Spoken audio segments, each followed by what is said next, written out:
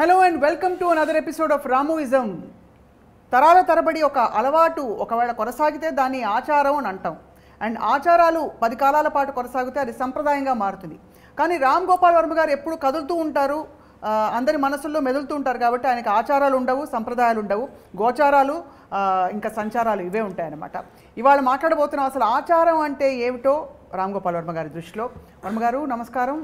ఆచారం అంటే ఇదే ఇప్పుడు నేను వేసుకున్నది. అంటే నేను ఇది వేసుకున్నప్పుడు చూడగానే మీరు ఒక పగలమడి నవ్వుతారు అనుకున్నా, కానీ ఏదో ఒక అర్థం కాని రియాక్షన్ ఏదో ఇచ్చారు. దానికి అర్థం ఏంటో ఫస్ట్ చెప్పండి. అంటే మీరు విచిత్రంగా అయితే ఉన్నారు. ఎప్పుడు అలవాటు లేని ఒక కానీ విచిత్రం అనేది పాజిటివా నెగిటివా అది మీ ఇష్టం, మీరు ఎలా తీసుకుంటారు. మీ అభిప్రాయం అడిగితే నా ఇష్టం ఎలా అవుతుంది? కొంచెం ఆలోచించి చెప్తాను సార్, ఎపిసోడ్ అయ్యేసరికి చెప్తాను నేను. బట్ ఫ్రాంక్లీ ఇవాళ ఈ వేషధారణకి కారణం ఏమిటి? ఏదో అంటే ఇప్పుడు నేను ఏదో విజువల్ డిఫరెన్స్, దాని డిఫరెన్స్ ఉండాలని నా ఫీలింగ్. ఫస్ట్ టైం నేను ఇలాంటి బట్టలు లైఫ్లో ఫస్ట్ టైం చూసింది అభిషేక్ బచ్చన్ పెళ్ళిలో. అభిషేక్ బచ్చన్ పెళ్ళిలో మీరు వేసుకున్నారా? నేను వేసుకోలేదు, నేను వేసుకున్నా. ఎందుకంటే అమితాబ్ బచ్చన్ గారు ఇన్సిస్ట్ చేశారు, వేరిటన్నా పైన ఒక టర్బన్ పెట్టి దానిపైన. ఆబ్వియస్లీ ఆయన మీద ఉన్న గౌరవంతో ఐ కుడెంట్ సే నో. ఎందుకంటే అక్కడ ఉన్న మ్యారేజెస్ అన్నిట్లో ఇట్స్ వెరీ రెగ్యులర్ ట్రెడిషన్, ఇది ఆచారం, whatever it is. Yeah, so దాని తర్వాత నాకు తెలిసి ఇప్పుడే వేసుకుంటాం. దాని తర్వాత ఇదే వేసుకోవడం. ఎస్.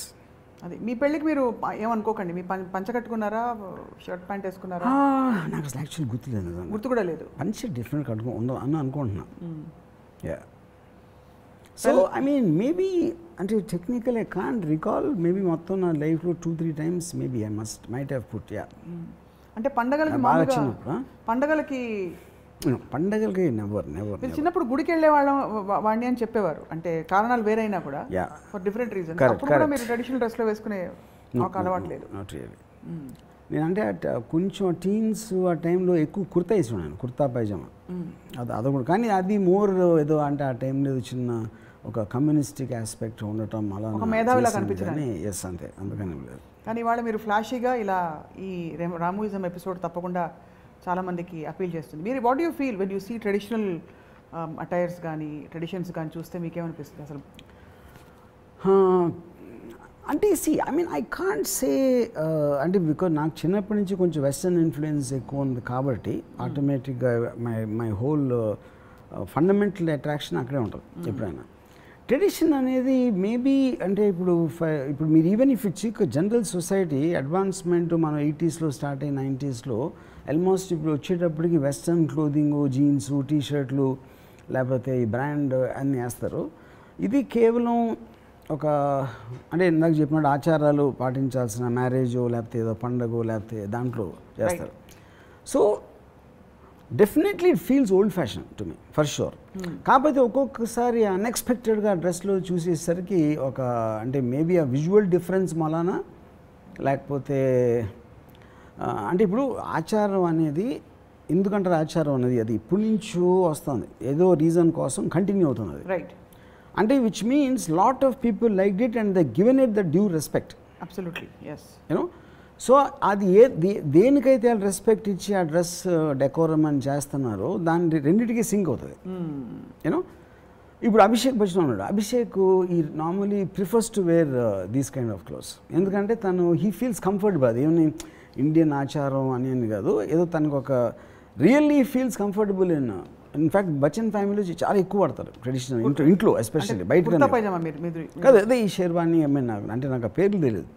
అంటే ట్రెడిషనల్ క్లోదింగ్ అనేది నేను ఎక్కువ చేస్తుంది బచ్చన్ గారి ఇంట్లో. సో అక్కడి నుంచి మీకు ఇలా ఆచారాలు ఇవాళ వేసుకున్నారు. అండ్ మీరు వెస్టర్న్ అన్నారు. ఆచారాలు అన్నవి ప్రతి సొసైటీకి ఉంటాయి. వెస్టర్న్ సొసైటీలో వెస్టర్న్ ఆచారాలు ఉంటాయి. What you have to say about that? అంటే అదే అఫ్కోర్స్ అంటే వెస్టర్న్ సొసైటీలో ఆచారాలు అంటే ఇప్పుడు for example America is the largest I mean most powerful country. అది అమెరికాకి లీస్ట్ ఉంటాయి ఆచారాలు. ఎందుకంటే ఒకటి మల్టీ కల్చరల్ అవటం వలన ఇమిగ్రెంట్స్ తోటి చేశారు, అక్కడెక్కడి నుంచి వచ్చి వాళ్ళు చేస్తారు. సో ఓవరాల్గా దేనికి అంత స్ట్రెంగ్త్ ఉండదు కాబట్టి మీకు మోడర్నైజేషన్ ఆఫ్ ఫ్యాషన్ ఎక్కువ అమెరికాలో ఫ్యూచర్లో అమెరికా అండ్ యూరోప్లో జరుగుతుంది. You know, weather it's Paris or whatever. So మీరు ఎప్పుడైనా సరే ఒక ఈస్టర్న్ కల్చరు చైనా ఇలాంటి ఆటల్లో మీకు స్ట్రాంగ్గా ఉంటుంది, లేకపోతే మన ఏషియన్ ఇంక్లూడింగ్ ముస్లిం కల్చర్లో లీయెస్ట్ ఉండేది యూరోపియన్ అండ్ అమెరికన్ కల్చర్లో ట్రెడిషన్ అనేది వాళ్ళు ఒక దానికి ఫాలో అవ్వకపోవడం. But I feel at the end of the day it is the exoticness more than anything else. అంటే ఆల్మోస్ట్ ఒక పీరియడ్ ఫిల్మ్ చూసినట్టు ఒక విజువల్ మాత్రమే. విజువల్. యా. మిమ్మల్ని బాగా ఆకట్టుకున్న ఆచారాలు ఏ సంస్కృతిలో కనిపిస్తాయి? అంటే where you have bother to even notice, observe, ask or even have a seen? I think something about the Chinese culture, Mongolian culture, అంటే మేబీ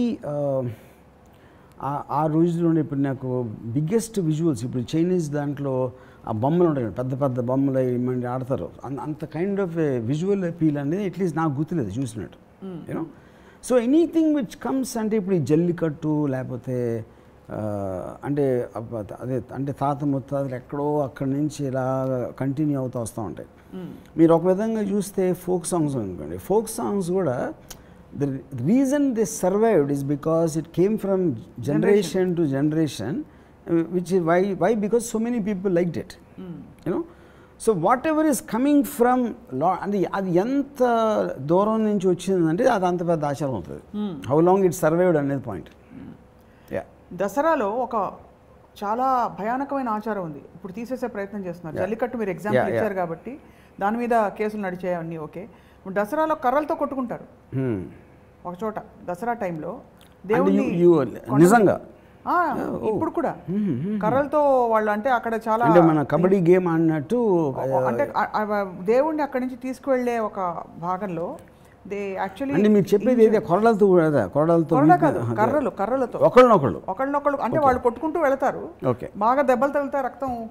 ఇలాంటి ఆచారాలు చూస్తే అంటే మీకు విజువల్ అన్నారు కాబట్టి do you feel they stand అసలు?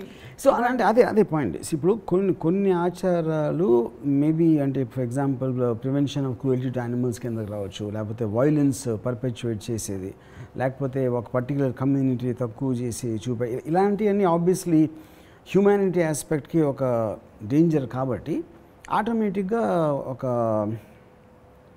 దాన్ని మళ్ళీ తగ్గించడం లేకపోతే దాన్ని ఒక బ్యాన్ చేసి క్రిమినలైజ్ చేయడం అనేది ఆ ప్రయత్నాలు జరుగుతాయి.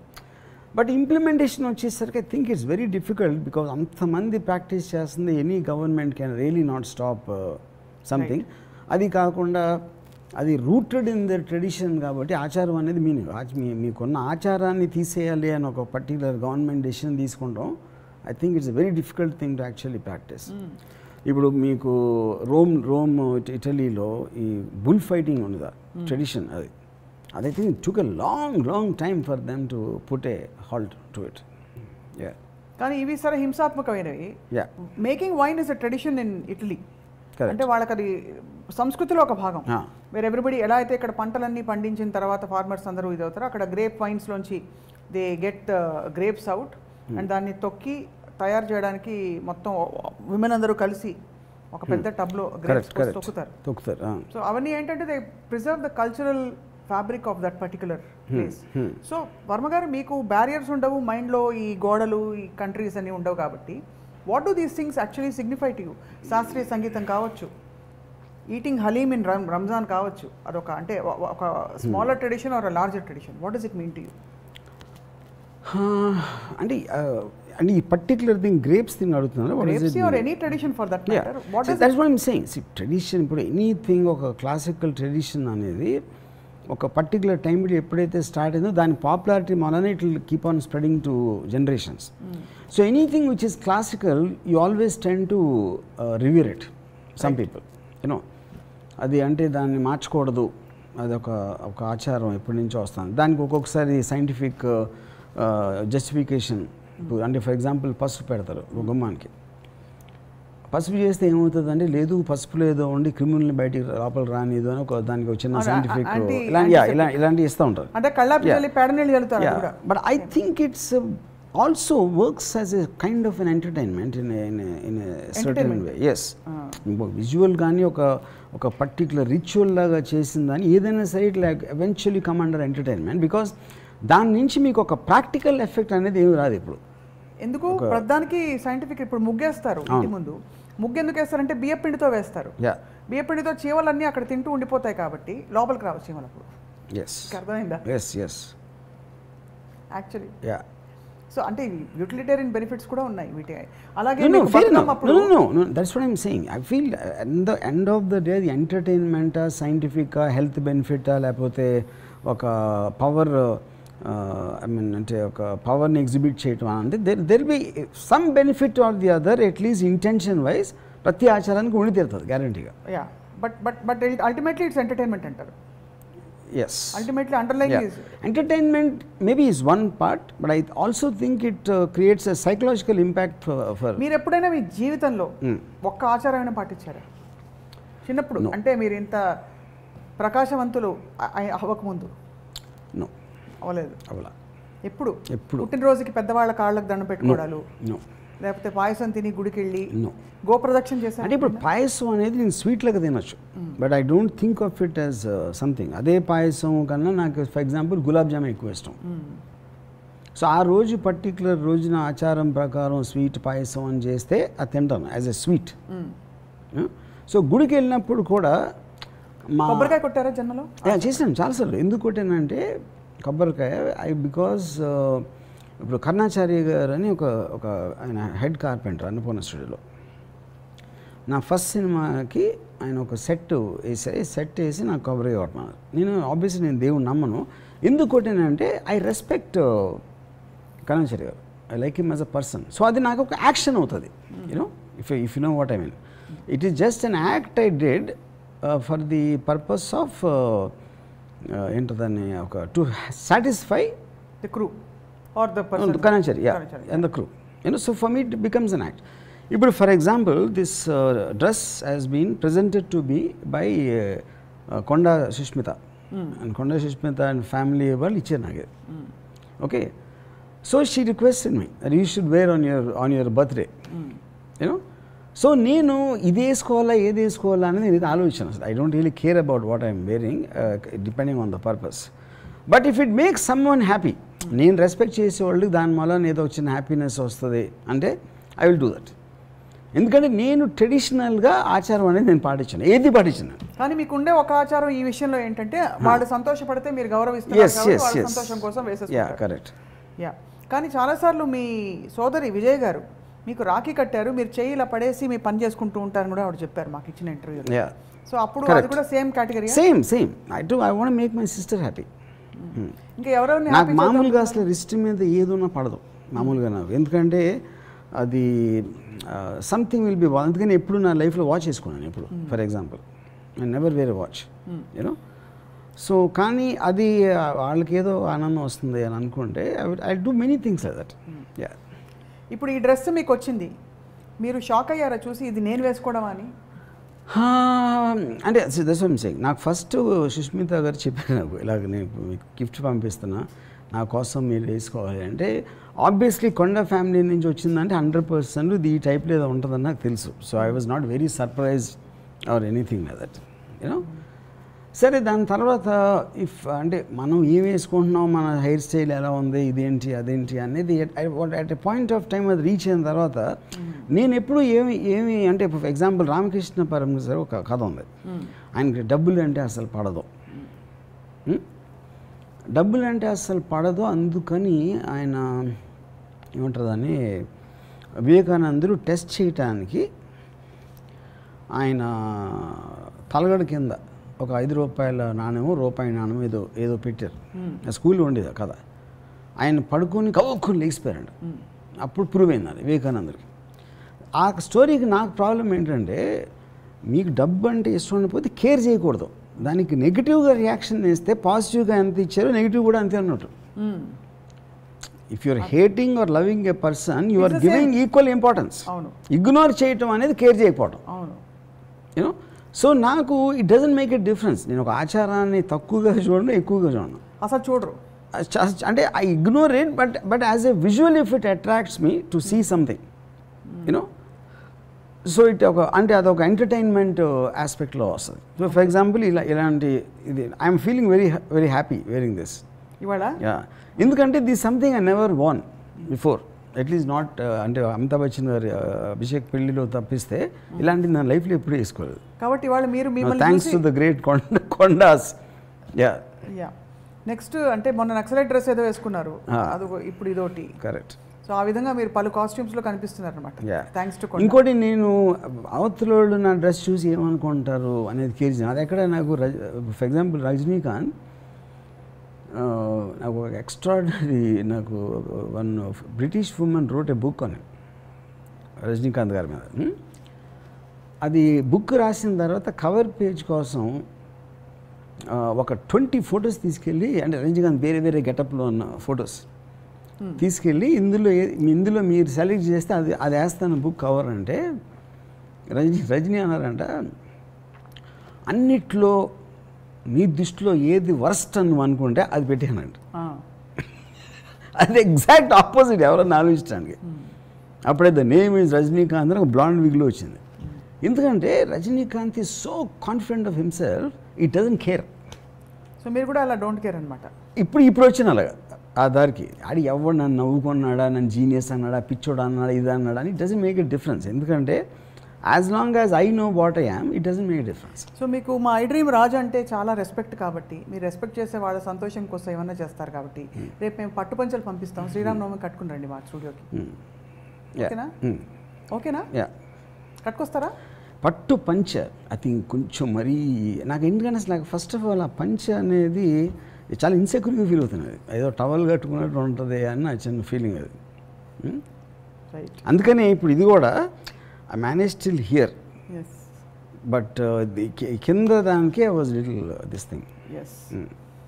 సార్, పాశ్చాత్య సంగీతపు పెను తుఫాన్లో రెపరెపలాడుతున్న ఆ డైలాగ్ మీ నోట వినాలని నాకుంది, ఇఫ్ యూ డోంట్ మైండ్.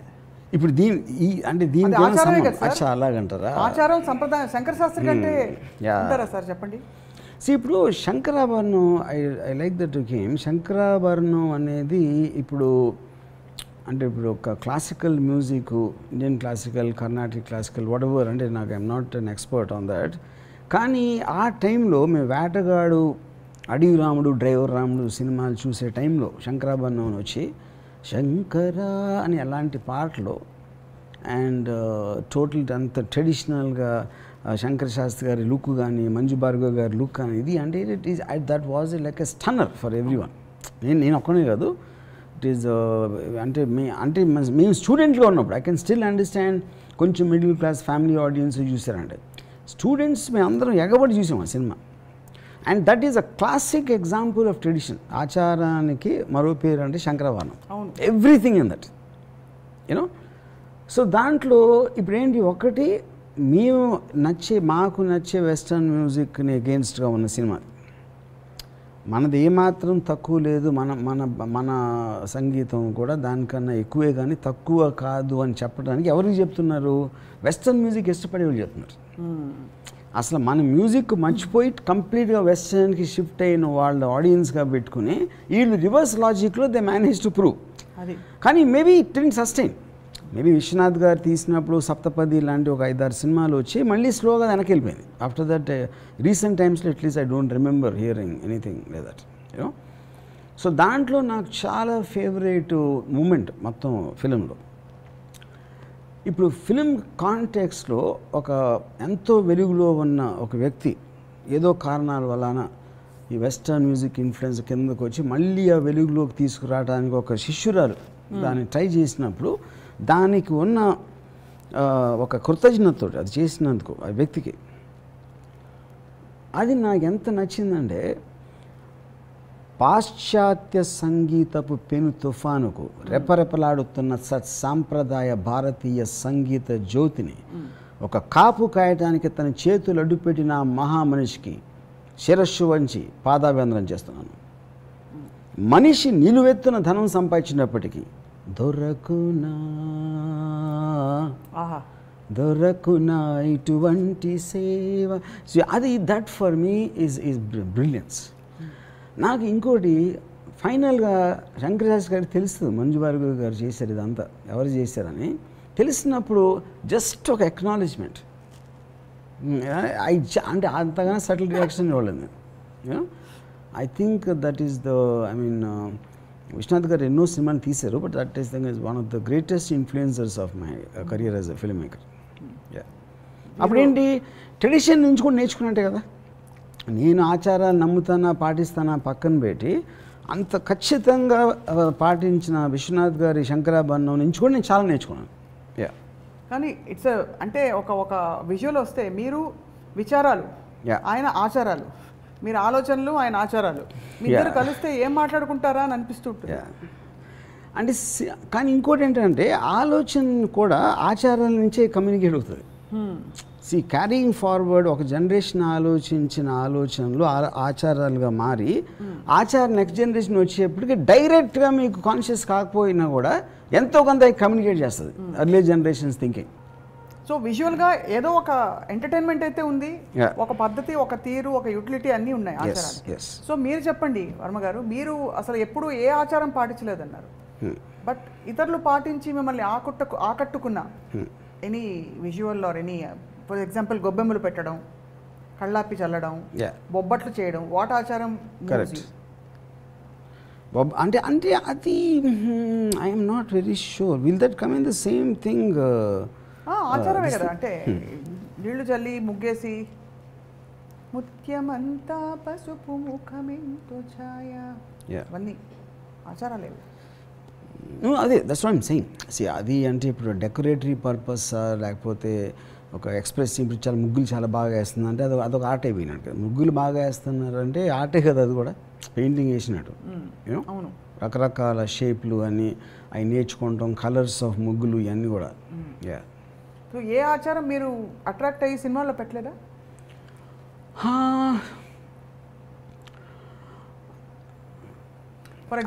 అంటే నేను నాకు అసలు గుర్తు కూడా రావట్లేదు. అంటే నేను ఎప్పుడైనా అలాంటి సీన్ వచ్చినప్పుడు కూడా ఏదో ఆర్ట్ డైరెక్టర్కి లేకపోతే అసిస్టెంట్ డైరెక్టర్కి ఇలాంటి సిచ్యువేషన్ ఉందని చెప్తాను, కానీ దాని డీటెయిల్స్ అనేది అసలు నాకు తెలియదు. నేను అంత పట్టించుకోను, ఎప్పుడు మైండ్ అప్లై చేసుకోను. మరి మీరు అప్లై చేసుకున్నప్పుడు అది మంచి చెడు అని చెప్పడానికి మీరు how can you say it?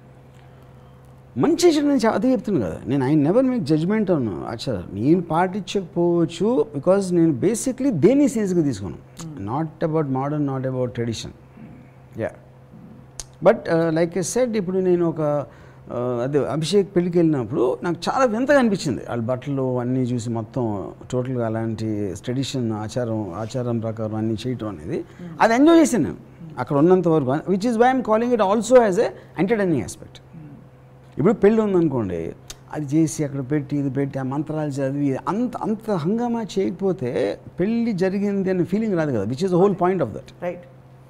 లేకపోతే ఇవాళ నుంచి నువ్వు ఇద్దరు భార్య భర్తలు అని చెప్పారు, ఇది ఇన్ఫర్మేషన్ ప్రకారం అలా చెప్పాలి. సో ఒక దాన్ని బిగ్ డీల్ చేసినప్పుడు ఏదో ఒక మహా ఇది జరిగిపోయింది అనేది సైకలాజికల్గా అందరికీ ఫీలింగ్ రావటానికి కారణమే ఆచారం అనేది అక్కడ.